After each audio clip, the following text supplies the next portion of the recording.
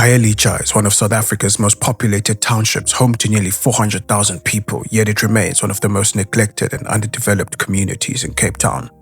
Tucked into its northern corner is Kuyasa, a dense settlement built out of a desperate need for housing. What was meant to be a beacon of post-apartheid reconstruction has over time mutated into one of the city's most violent areas. Here, young children grow up faster than they should. The roads are often unpaved, electricity is unreliable, and sewage runs in open drains.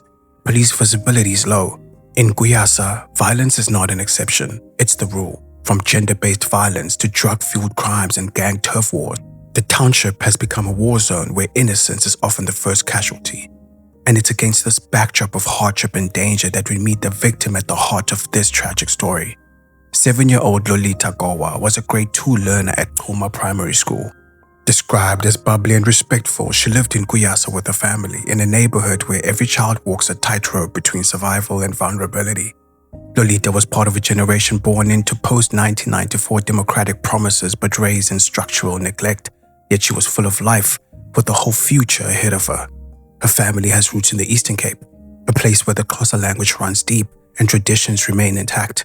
This weekend, Lolitha will return to that soil, not to visit relatives or enjoy school holidays, but in a coffin. That is where her funeral will be held. On Tuesday afternoon, the 22nd of July 2025, Lolitha had just returned home from school when she told her family she was going to visit a friend. It was a typical act of childhood trust in a community that is anything but safe. Hours passed and Lolitha didn't come back.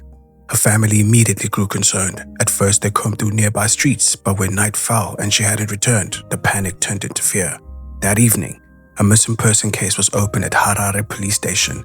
And then, something that happens far too often in South Africa happened again. Another child disappeared. Another family shattered. Another community asked to stomach the unbearable. What no one knew then was that Lolitha's body had already been discarded, stripped of her dignity, her voice, and her future on a street just around the corner.